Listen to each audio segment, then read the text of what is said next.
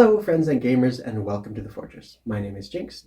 As you may know, I'm playing in an online YouTube War series called Operation Dark Horizons for Global War 1936 version 4, and I'm really enjoying myself. It's a lot of fun exploring the version 4 rule sets, pitting my wits against somebody else, and I find it quite enjoyable. It's just it's still one of my top favorite games in the world, and it's just a lot of fun. But there's one other game that intrigues me that I've been wanting to try out and wanting to put my wits against somebody else to try to play it out. And that game is this one. So I thought I would extend an invite to the community at large to say, who is interested in playing with me in a YouTube War series for this brand new game? I've never played it before. I've read the rule set a couple times, and it's pretty good. Who's interested in playing this with me? It's something that's intrigued me for a bit. I've watched the creator of it, design the rule set and then publish it and sell it privately, essentially, and make all the units and pieces and send it out there. And it's been fascinating. I really enjoy what it has to offer. So I'm wondering if anybody wants to test it out with me. Now, I'm not extending the invite to just anybody out there. It's not first come, first serve. I'm going to be somewhat selective on who wants to play with me, if anybody does at all. But it has to have some prerequisites because it will be a YouTube war. We will be each doing our turns and sending it to the other party back and forth. I believe that works in this game. I need to look into it a little bit further, but I believe it should work without too many hiccups. Of course, there will be some judgments need to be made of when to take off which casualties, but we'll just do our best judgment in those cases. So the prerequisites are, you have to have your own YouTube channel already created. You have to be reasonably competent, that you already can familiarize yourself with the rules without me helping you out, because I will be learning how to play it at the same time as you. So it'd be nice if we could kind of help each other out on the same level, as opposed to me learning how to play it and then teaching you how to play it. So that's the other part of it. And then also the personalities have to be somewhat matching. There are going to be personality clashes between certain individuals. So there's some people I'll just say, you know what, it's best if we don't, because I don't think it really matches out. So if that interests you at all, if you wanted to try out this game with me, then have a go at it. Now I'm going to show you some things on Tabletop Simulator, what it looks like, and we'll kind of go from there. Cheers. Total Civil War 1861 to 1865. This is what the board game looks like. For any players who play Axis and Allies, Global, or any other version of Axis and Allies, they'll probably be quite familiar with this type of game. It's your typical dudes on the map type of game where you build units using resources, you try to attack territory and work towards your victory objectives, and then you collect your income, and then you place your units on the territories at appropriate factories and the like. So it's quite comprehensive to any Axis and Allies type of player. Of course, it's got its own little wrinkles and unique little twists behind stuff to make it thematically more interesting, but generally speaking, it's quite comprehensive to the average Axis and Allies player, and I think we'll be able to pick it up quite quickly. I'm going to give you a brief walk around the board to help you understand some of the features that we're seeing here, and we'll just go off with that. So the rulebook is quite comprehensive. It's 29 pages, and most of those pages, or 20 of those pages are actually core rulebook stuff, and the other 9 pages are the extras, the cover page, the appendix, the example, the setup charts. So it's really only 20 pages that a person needs to read. Really not much at all. So let's take a quick look. Contents again, editor's notes, introduction, summary of play. It's not until page 7 that we start to figure out how to play. And then we take a look, let's take a look at the victory conditions. The Union wins the game by controlling any 8 Confederate victory cities for a complete round of play. The Confederacy wins by controlling 5 Union cities for a complete round of play. We have it. So it's interesting. I'm sure it's got a few different ways of playing the game. Ahistorical options, total victory options, but that's broadly speaking how to play, so it's not complex in that regards. Setup, you have your map features and how all the map stuff works. You have your politics on how the border states work and how Mexico works and how the Indian Territory and Britain works. You have your order of play. You have your Phase 1, purchase and repair units, your Phase 2, movement, naval movement, amphibious assault, cavalry blitz, cavalry raid, transporting, ports, and then you have your combat. It starts off with espionage, so that's a unique feature that's not available in the Axis and Allies genre type of games. Within that, you could do stuff with up to double the number of credits or money damage possible, rail lines destruction, port damage, victory city can be burnt down, cities can be burned down up to 2 times CC total on map. And then steal CCs, so steal money. IPPs, CCs is what they call it in this game. Amphibious assaults, sequence, naval combat, warships, ironclad, and riverboat bombardment, land combat, and Phase 3 or Chapter 3, we talk about combat in general. Place units on the combat zone and roll on pre-combat. So you roll for this, combat roll table, artillery bombardment, attacker units fire, defending units fire, remove defender casualties, Assault, charge, combined arms with artillery, basically are typical Axis and Allies stuff. Liberating territory, liberating and capturing capitals, capturing a victory city, multinational forces, when units can move, so post-combat move, replacement or placement of new units on the map,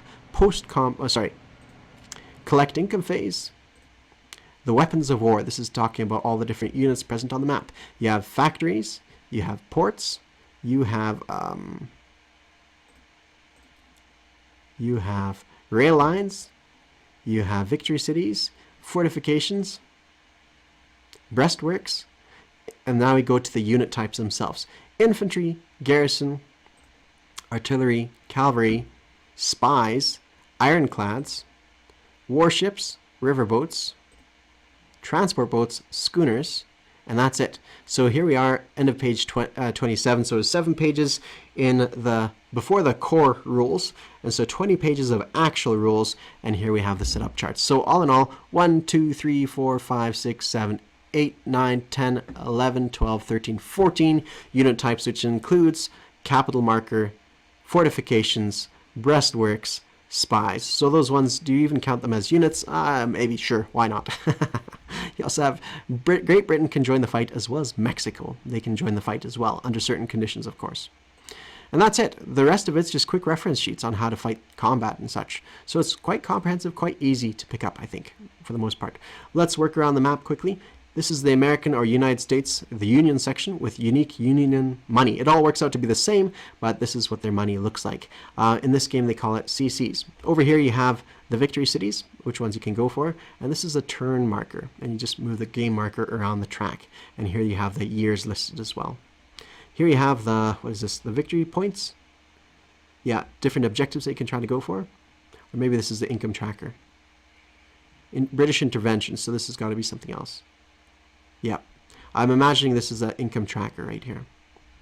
And you have your chips over here. Here you have the British corner of the world. So what units they have on the map. Here you have their pounds. That's their unique money that they play with. Here you have the British Sea Zone, what units they have on the map here, right? And so they could work their way off to Canada and this neck of the woods. Here you have a mini map for some of the more crowded areas of the map. So this is what you can do. American flag, let's skip that for a minute. Confederate money right here, $1 Confederate States of America money. And going around the map here again, you have the Mexican pesos. So that's what's going on there. So that's interesting. Now the map itself is pretty easy to understand. You have your value of your territory. This represents the states, but I don't think these actually do anything. These little symbols here for the states, I don't think actually do anything, but I could be wrong in that regards. You would cross across these mountain passes, so you can't actually stop in Utah territory, I believe. You just simply skip from Nevada to Colorado territory in one turn, Washington to Montana and the like. Or you can go around this way if you like to. You have your convoy markers, you have your railway lines are written out here, you have your Indian territory here with some animated Indians up there. That's kind of cool. So let's take a look at these units on the map. So they are fairly easy. You have your cannon, infantry, garrison, your ironclad, Confederate warship, all this other stuff. You have your odd riverboats. Here you have your ferry crossings. So you need to, you need to have dominance in this area, this sea zone, to move units across these areas here. And for the most part, that's it. It's quite easy to comprehend, guys. It's really not that hard. Impassable mountain terrain. Here in eastern Kentucky, you have to work your way around. You have to skip over top of this West Virginia area. You can go from eastern Kentucky to Virginia here in Lynchburg. You can't stop here in West Virginia. It just doesn't work. Likewise, this mountain pass from Wheeling to the wilderness will bypass any connection to, say, Pittsburgh or anything like that. So here in this area of the map, that's kind of crowded, and that's why they have this here. It's not going to be too much of an issue on the map, I would imagine. I believe that's why they have it out there, but I don't think it's going to be too much of an issue because these units are much smaller on the digital map than they would be on the physical board game. But I imagine that's why it's put here. I think. I'll have to double check on that one, but that would make sense. All right, now the battle zones are right here, and it's quite nice because they list the attack value, the defense value, cost, movement, and it's written up here as well. You simply put your units here on the appropriate spots for the defense. And over here, likewise, you do the same thing for the United States. Now, you see here there's a charge in units. So basically that means if you're the attacker and decide to charge your cavalry, so you put whatever units you want here to charge, and your opponent gets to fire first. You basically fire all your regular firing dudes, and likewise he does. But these guys don't get to fire immediately. You have to take your hits off of these guys. But then the subsequent round, when they do get to roll, so basically these guys would get first strike over top of the charging units. And once your charging units, once these guys here in the back ranks have done their bit, then your charging units get +1 against your opponent there. So that's the way it works, only for the attacker. Also, one little cool feature they have, or two little cool features they have. One of them is espionage and how that works out. But the other one is this here, the pre-combat rolls. This is how they introduce some history into the game as well. So in the initial stage of the war, the first year, the Confederates have a larger advantage than the Union does. Not necessarily in IPP or money, but in pre-battle, there's an advantage. So as you see here, this is using 2 dice 6. You'd roll a dice pre-combat, let's say the attacker rolls, and on a 2, nothing happens. At 3, Union leadership confused. The South rallies. The rebels outflank. The Union suffer heavy losses. The Union fails to find the enemy. Rebels gain the high ground. Southern cavalry advantage +1 roll. Nothing happens. So realistically, all the way from 2 till 10, with emphasis on the higher results being more towards the middle, basically it's very likely that the rebels will get an advantage in 1861. It's not until you roll 11 and 12 that the Union gets a chance at actually doing okay. In 1862, that center line starts to shift a little bit towards the middle, but it's still up here in the 9 and 10. Here it was at 10. This one drifts over to 9. So it's still heavily emphasizing the Union losing out in 1862. 1863 is down the middle here. 7, 8, 9, so very likely nothing will happen here in 1863, or the pre-war advantage or pre-combat advantage is going to be roughly in the middle, with a slight emphasis here towards these guys, right, to the Union.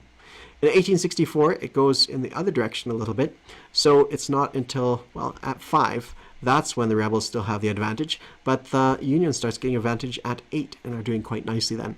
And in 1865, well, at that point, these guys get advantage 2 to 5, and after that, it's just all Union stuff. So it's highly likely that these guys will get some advantage. And you see here, it's only a very small chance of getting nothing happens, whereas here it will be in the middle. So for the most part, 6, 7, 8 are going to be the popular ones. Union supply superiority, +1 to all rolls. Union infantry +1, all rolls after first round of combat. And rebels out of supply, only half units can fight after first round. So yeah, in 1865, the Union is clearly winning. And that's the way the map looks like. That's what combat looks like. That's what the map looks like. That's what what the convoy system looks like as well. Yeah, it's a neat, tidy game. I've had it on my wish list for a while now, but just don't have the money to pick it up. But if anybody wants to give it a try, just comment in the stuff below and let me know if this is your cup of tea. I also want to walk you through how to acquire this so you can play around with it a little bit. Now, I do want to play with somebody who's competent with Tabletop Simulator, or at least knows how to read the rules and learns how to play in that sense. And then the idea is we'd play a YouTube war. I think that'd be a lot of fun. So I'll walk you through how to actually play this, how to actually download this, and I'll show you how it all works. So here we go. You'd go on, this is your library. You would go on your Tabletop Simulator. Now, if you don't have Tabletop Simulator, you would go to your store page. So let's see if I can remember how to get to store page. So you're not going to know how to find the store page, so you go on your store, your regular store, and you tap in here, table,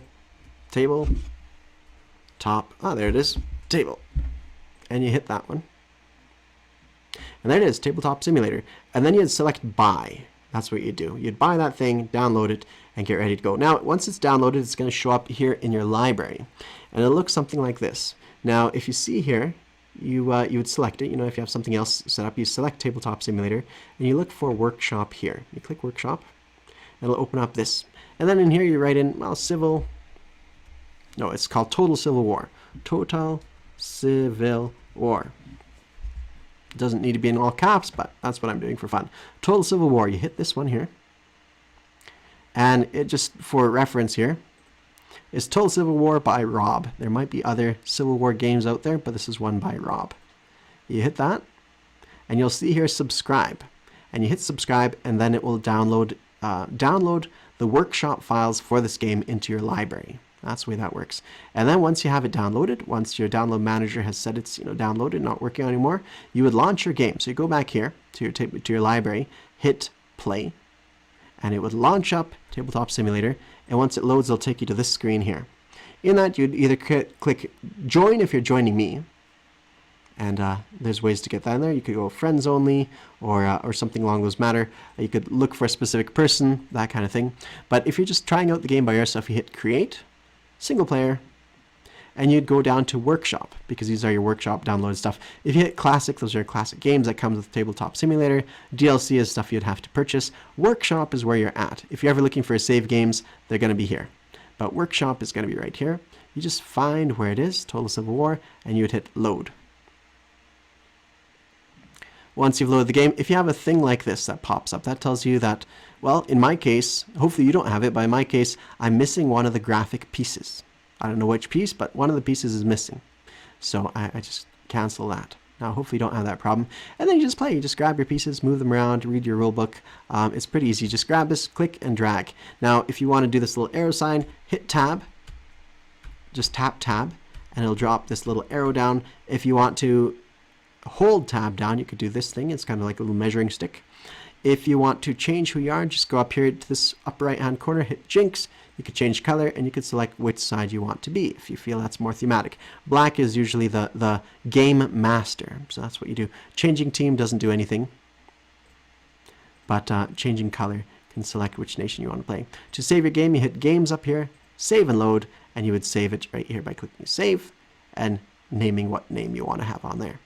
And that's about it. I don't think I need to go into too much more beyond that. I believe that's all there is to it. So, if this interests you and you are a reasonably competent individual with Tabletop Simulator, you have your own YouTube channel, and you feel like it'd be that we'd have a good kind of personality match where we could play a fun game and have a good, a good show of it, right?